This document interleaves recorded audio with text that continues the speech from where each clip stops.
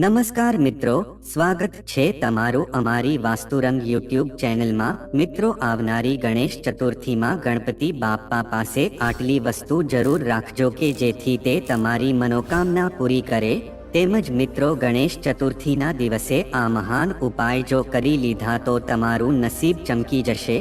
તો મિત્રો, વિડીયોમાં આગળ જતા પહેલા જો તમે ઈચ્છતા હોવ કે ગણપતિ બાપ્પાની કૃપા તમારી ઉપર બની રહે તો વિડીયોને લાઈક કરી અને કમેન્ટમાં જય શ્રી ગણેશાય લખી દેજો કે જેથી ગણેશજીની કૃપા તમારી ઉપર સદા બની રહે। મિત્રો, ગણેશ ચતુર્થીનું મહાપર્વ બહુ શુભ અને મંગલકારી માનવામાં આવે છે।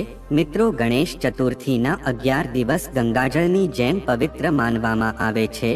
તો મિત્રો, આજે આપણે વાત કરીશું કે ગણેશ ચતુર્થીના દિવસને બહુ ધૂમધામથી મનાવે છે, કારણ કે મિત્રો, ગણપતિ બાપાને વિઘ્નહર્તા કહેવામાં આવે છે કે જે આપણા દુઃખ દર્દને હરી લે છે અને સુખને લાવે છે। તો મિત્રો, આજના વિડીયોમાં આપણે જાણશું કે ગણેશજીની મૂર્તિ પાસે આપણે એવી કઈ ખાસ વસ્તુ મૂકવી જોઈએ કે જેથી આપણી મનોકામના જલ્દી પૂર્ણ થાય। તેમજ મિત્રો, જો કોઈ દંપતીને પુત્ર પ્રાપ્ત ન થતું હોય તો આ વિડીયોમાં તમારા માટે એક ખાસ ઉપાય અમે જણાવશું। આથી આ વિડીયોને આખો જોવા વિનંતી। તો મિત્રો, આવનારી 7-20 સપ્ટેમ્બર 1924 ના રોજ ગણપતિ બાપાનું આગમન થવા જઈ રહ્યું છે। આથી એનું આગમન છે બહુ શુભ માનવામાં આવે છે। તો મિત્રો, શાસ્ત્રોમાં એવી માન્યતા છે કે જો આપણા ઘરોમાં કોઈ પણ પ્રકારની સમસ્યા હોય અથવા તો કોઈ પણ પ્રકારની મનોકામનાની પૂર્તિ માટે આપણે ગણેશજીની સ્થાપના કરીએ છીએ અથવા તેની પૂજા કરીએ છીએ તો નિશ્ચિત રૂપથી આપણી મનોકામના ગણપતિ બાપા પૂરી કરે છે। મિત્રો, શાસ્ત્રોની માન્યતા એવી છે કે ભાદ્રપદની ચતુર્થીના દિવસે ગણેશજીનું આગમન થાય છે અને અનંત ચતુર્થીના દિવસે એનું વિસર્જન કરવામાં આવે છે।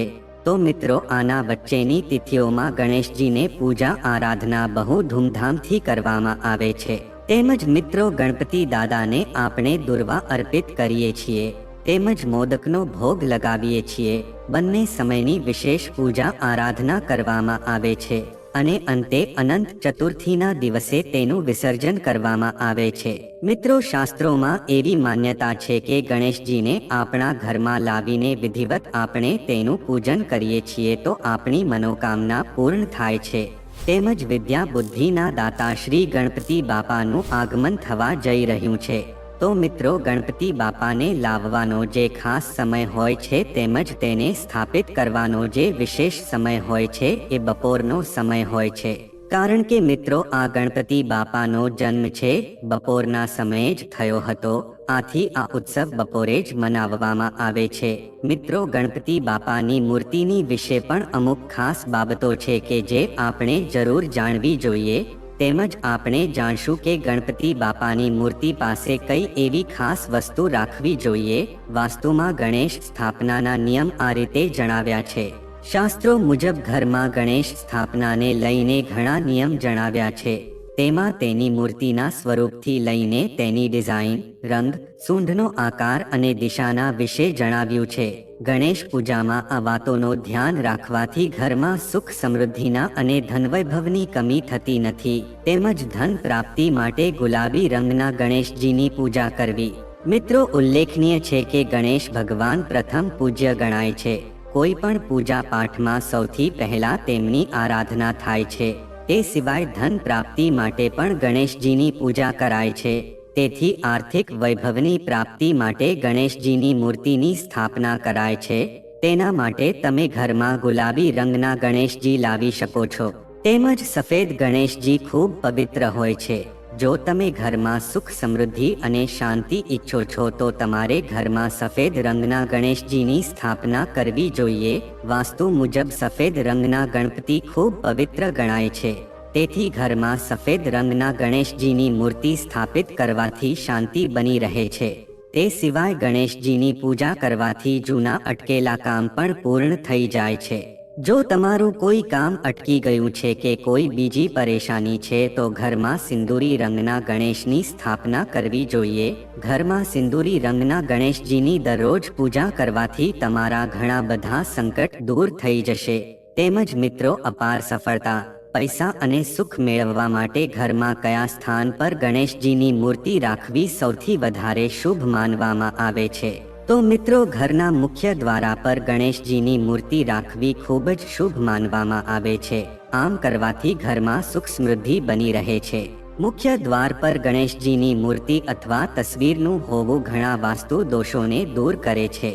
પરનું આ માટે જરૂરી છે કે મૂર્તિ સાચા પ્રકારે લગાવવામાં આવે, ગણેશજીની મૂર્તિ સાચી દિશામાં હોય અને થોડા જરૂરી નિયમોનું પાલન પણ કરવામાં આવે તો ગણેશજીની કૃપા તમારા પર બની રહે છે. તેમજ વાસ્તુશાસ્ત્ર અનુસાર જો ઘર ઉત્તરમુખી અથવા દક્ષિણમુખી હોય ત્યારે મુખ્ય દ્વાર પર ગણેશજીની મૂર્તિ લગાવવી જોઈએ. જો મુખ્ય દ્વાર પૂર્વ અથવા પશ્ચિમ દિશામાં હોય તો આવી સ્થિતિમાં ગણેશજીની મૂર્તિ ન લગાવવી જોઈએ. આમ કરવાથી ફાયદાની જગ્યાએ નુકસાન થાય છે. સાથે જ ગણેશજીની વામવર્તી સૂંઢવાળી મૂર્તિ ઘરમાં લગાવવી જોઈએ. ઘરની અંદર દક્ષિણવર્તી સૂંઢ અને બહાર વાંવારતી સૂંઢવાળી મૂર્તિ લગાવવી જોઈએ. ધ્યાન રાખો કે બંને સ્થિતિમાં ગણપતિની મૂર્તિ બેસેલ મુદ્રામાં હોય. ઊભા ગણપતિની મૂર્તિ કામની જગ્યા પર લગાવવી જોઈએ. તેમજ ગણેશજીની મૂર્તિનું મુખ ઘરની અંદર તરફ હોવું જોઈએ. જો શક્ય હોય તો મુખ્ય દ્વાર પર ગણપતિની બે મૂર્તિ એ પ્રકારે લગાવો કે તેમની પીઠ જોડાયેલ હોય, એટલે કે એક મૂર્તિનું મુખ ઘરની બહાર તરફ અને બીજી મૂર્તિનું મુખ ઘરની અંદર તરફ હોય. જો દરવાજા પર ગણેશજીની મૂર્તિ લગાવી રહ્યા છો તો અંદરની મૂર્તિ ઠીક એની જ પાછળ હોય, જેથી બંને મૂર્તિની પીઠ એકબીજાને મળે. ઘરમાં ગણપતિની આવી મૂર્તિ લગાવવી સૌથી શુભ માનવામાં આવે છે.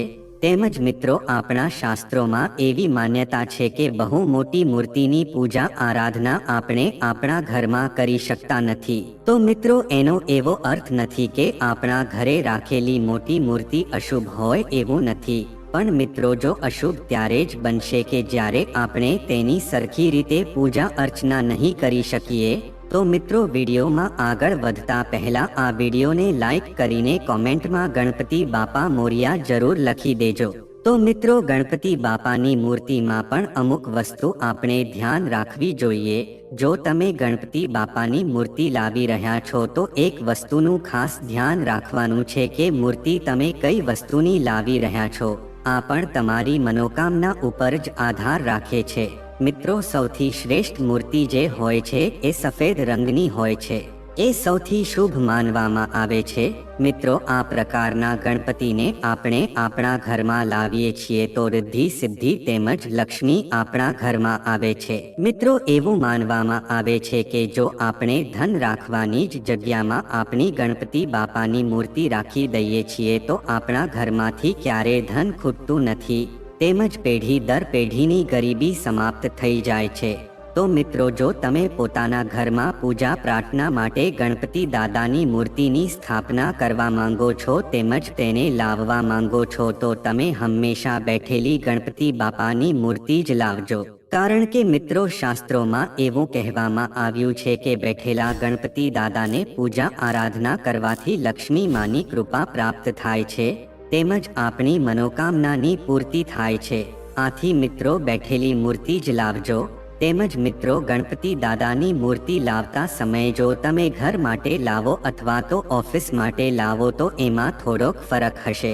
પણ મિત્રો, અમે તમને જણાવવા માંગે છીએ કે જો તમે પોતાની ઓફિસ અથવા દુકાન અથવા તો ઘર માટે જો તમે મૂર્તિ લાવીને તેની પૂજા આરાધના કરીને તેનું વિસર્જન કરવા માંગો છો તો આવામાં મિત્રો તમે ઊભેલા ગણપતિની મૂર્તિ પણ લાવી શકો છો. એવું માનવામાં આવે છે કે આનાથી આપણા વ્યાપારમાં વૃદ્ધિ થાય છે.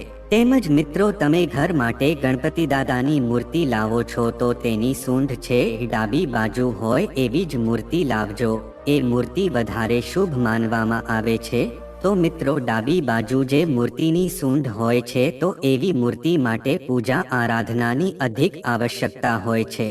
આથી મિત્રો, એવું માનવામાં આવે છે કે ગણપતિ બાપાની મૂર્તિ હંમેશા ડાબી બાજુ હોય એવી જ મૂર્તિ આપણે લાવવી જોઈએ. તેમજ તેની પૂજા પણ આપણે અવશ્ય કરવી જોઈએ. મિત્રો, એવું માનવામાં આવે છે કે જે ગણપતિ દાદાની મૂર્તિની સૂંઢ છે એ ડાબી બાજુ હોય છે તો એ જલ્દી જ આપણાથી રિસાઈ જાય છે. આથી આપણે તેની પૂજા વિધિસર કરવી જોઈએ.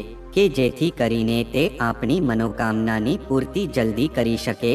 તેમજ મિત્રો, જો તમને માટીના ગણપતિની મૂર્તિ મળે છે તો એ સૌથી વધારે ઉત્તમ માનવામાં આવે છે। એને તમે ઘરમાં પણ સ્થાપિત કરી શકો છો।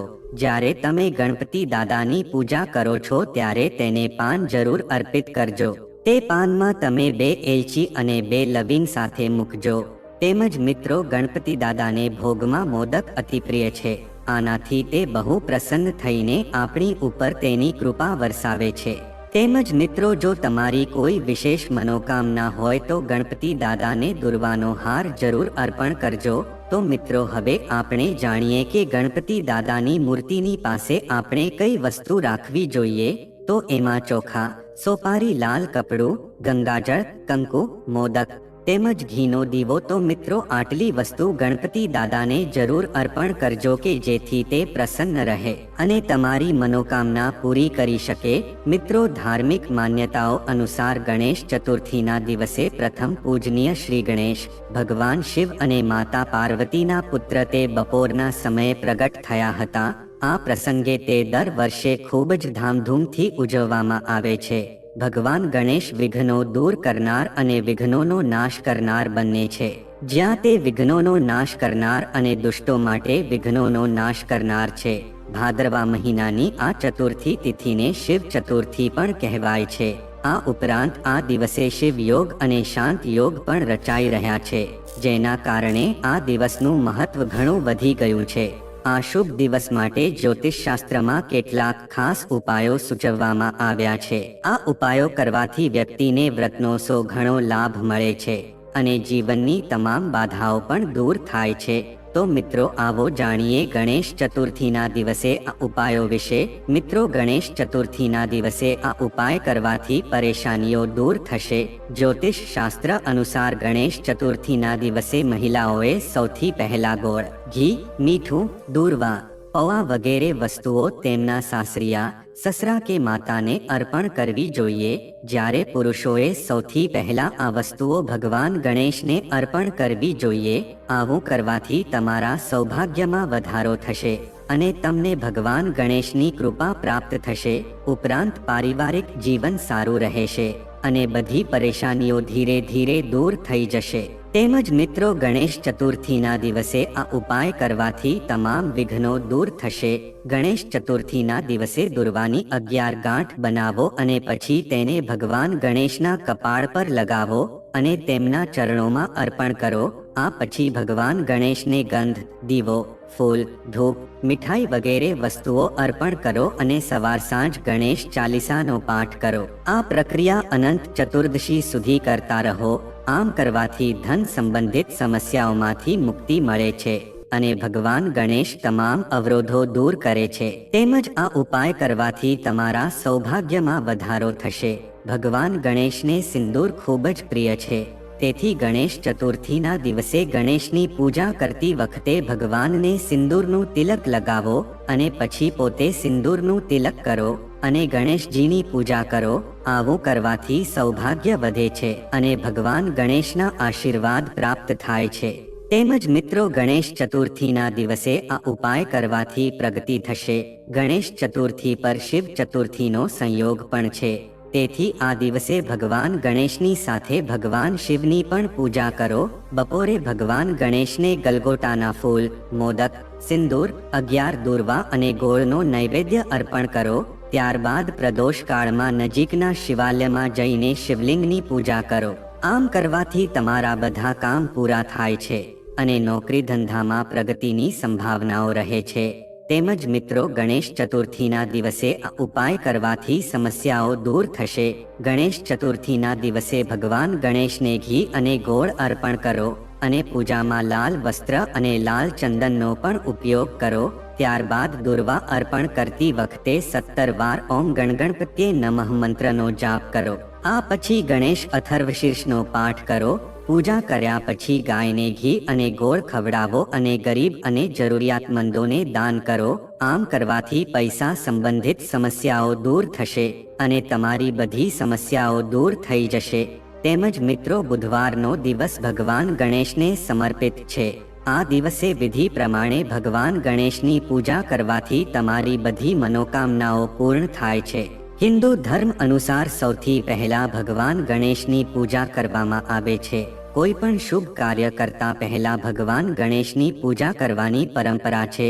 એવું કહેવાય છે કે ભગવાન ગણેશ તમામ અવરોધો દૂર કરે છે, તેથી તેમને વિઘ્નહર્તા પણ કહેવામાં આવે છે.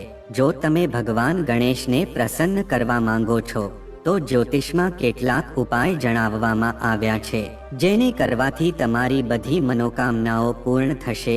મિત્રો, ભગવાન ગણેશને પ્રસન્ન કરવા માટે સદાચારી જીવન જીવો. આ સિવાય ભગવાન ગણેશને ધૂપ, દીવો, રોલી, મોલી, ચોખા, દૂર્વા, મોદક, પાણીનું પાત્ર વગેરે અર્પણ કરો. બુધવારે સાંજે ભગવાન ગણેશને સિંદૂરથી શણગારો. તેમની સામે શુદ્ધ ઘીનો દીવો પ્રગટાવો અને તેમને પીળા વસ્ત્રો અર્પણ કરો. આ પછી 11 પીળા ફૂલ અને 11 મોદક ચઢાવો. આ પછી પીળા રંગના આસન પર બેસીને ઓમ વિઘ્નહર્ત્રે નમઃ મંત્રનો જાપ કરો. તેમજ મિત્રો, સંતાન પ્રાપ્તિના આશીર્વાદ માટે ભગવાન ગણેશને લાલ રંગના ફળ અર્પણ કરો. આ પછી લાલ રંગના આસન પર પૂર્વ દિશા તરફ મુખ કરીને બેસો. ત્યારબાદ સંતના સ્તોત્રનો પાઠ કરો અને 108 વાર ઓમ ઉમાપુત્રાય નમઃ મંત્રનો જાપ કરો. આ ઉપાય દર બુધવારે કરો. જ્યારે ઈચ્છાઓ પૂર્ણ થાય ત્યારે 10 લાડુ ચઢાવો અને ગરીબ અને જરૂરિયાતમંદ બાળકોમાં પ્રસાદ વહેંચો. આ ઉપાય કરવાથી મિત્રો તમને અવશ્ય પુત્રની પ્રાપ્તિ થશે.